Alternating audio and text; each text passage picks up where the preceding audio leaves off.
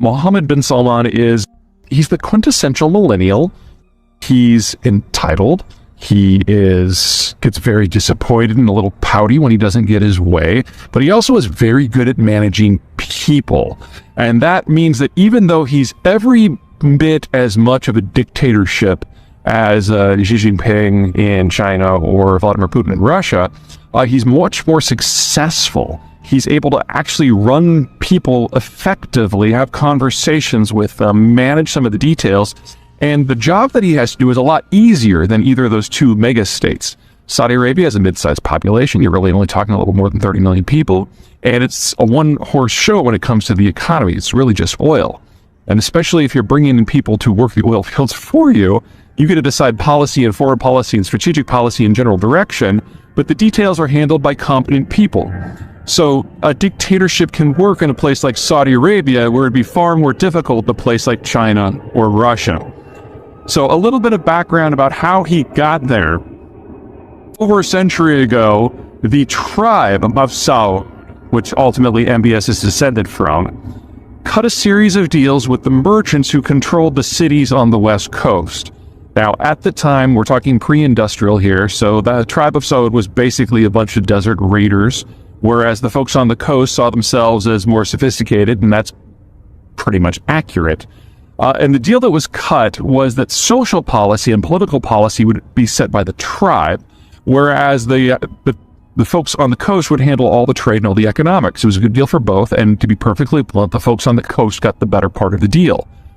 But then after the 1920s, oil was found in the interior, and all of a sudden the tribes had more money than they knew what to do with, and they took over, completely isolated the coast. And in essence, the tribe of Saud became the House of Saud.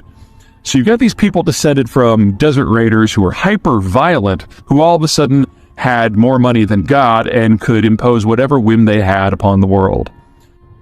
For a long time, the leadership of Saudi Arabia were a series of kings, princes, elevated to king, called the Sudari Seven. 7 brothers, all born from the same wife of the initial king of Saudi Arabia.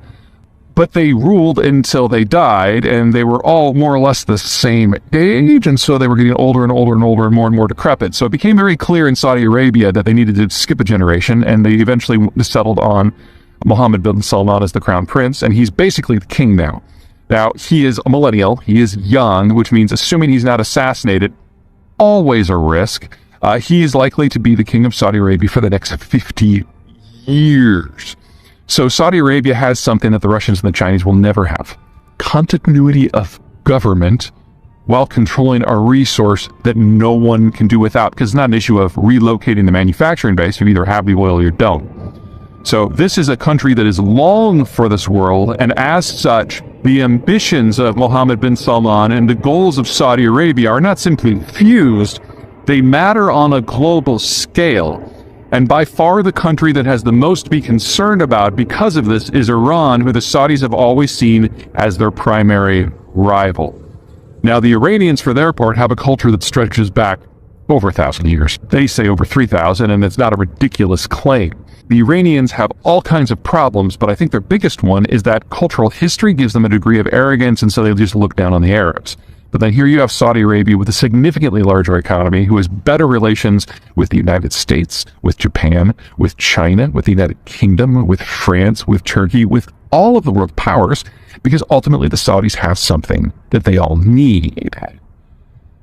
Which means, in a post-American Middle East, the question isn't, will the Saudis try to take out the Iranians? It's how many allies will they be able to rally to do it for them?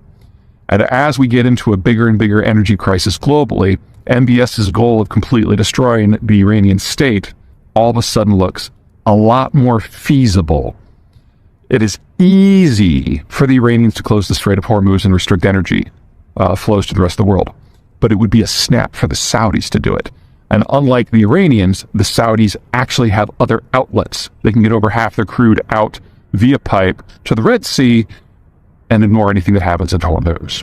So a war is shaping up in the Middle East that is going to be globally consequential, and with the United States no longer on scene, It all comes down to the ambitions and the foibles of a guy who thinks it's okay to take a hacksaw to journalists who write things about you that are not sufficiently flattering. The current king, Salman bin Abdulaziz Al Saud, controlled the country's security services before he became crown prince. That enabled him to wrestle his way into becoming crown prince out of order, skipping over two of his older brothers. Upon becoming king in 2015, Salman then went on to push his son, Mohammed bin Salman Al Saud, ahead of some 70 other princes who held age-based seniority. MBS became crown prince shortly after his father's coronation, and as his wily father was already advanced in age and facing a set of health issues, including rumors of dementia, MBS became the de facto monarch at the tender age of 33. Barring illness, an unplanned meeting with an assassin's blade, or slipping in the shower and falling on some bullets, MBS will be the chief decision maker for all things Saudi for a half century to come. That takes us a few gritty places. MBS is his father's son, so he fully understands what happens when someone who isn't king controls the men with guns. And he has maintained direct control of both the defense and interior ministries, rather than share them with potential successors. As had been the Saudi norm until his father's tenure, MBS has already forced the royal family's ranks close. A not insignificant portion of the royal family, some supported by previous monarchs, some who skirted the edge of the Saudi system, was subject to a mass arrest in mid-2018. None were released until they, A, transferred huge portions of their personal wealth back to the state, and B, publicly pledged loyalty to the person of MBS. Shortly thereafter, it was undoubtedly on MBS's orders that Khashoggi was tortured, suffocated, dismembered, and cremated. Many abroad criticized both actions as being bad for the country's image. That's missing the point. Love him or loathe him, Mohammed bin Bonsa Salman is the country's absolute ruler, and he is acting like one. No one within the country, royal family or otherwise, dare act against his wishes, and the Khashoggi hit vividly demonstrates that he casts a shadow well beyond Saudi Arabia's borders. That shadow is getting long. In 2017, MBS de facto kidnapped Lebanese Prime Minister Saad Hariri for 12 days for his unwillingness to toe the Saudi line, going so far as to force Hariri to publicly resign while under house arrest. Throughout the Sunni Arab world, nary a peep of protest was uttered.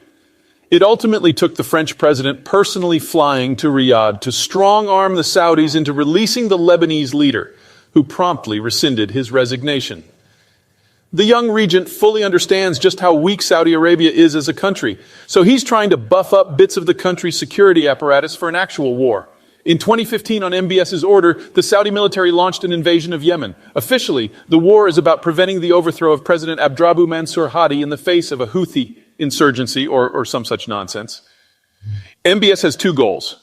First, to get Saudi commanders and diplomats some limited experience in coordinating multinational Arab efforts against Iranian proxies like the Houthis. Second, to get the Saudi Air Force as much target practice as possible. The two most likely war scenarios the country faces are either a slow Iranian infantry thrust across Saudi Arabia's northeastern desert or a naval invasion via the Persian Gulf ports. In either case, the oil fields of the Ghawar region would be the target. In either case, a strong air force would be the most useful tool to repel the assault.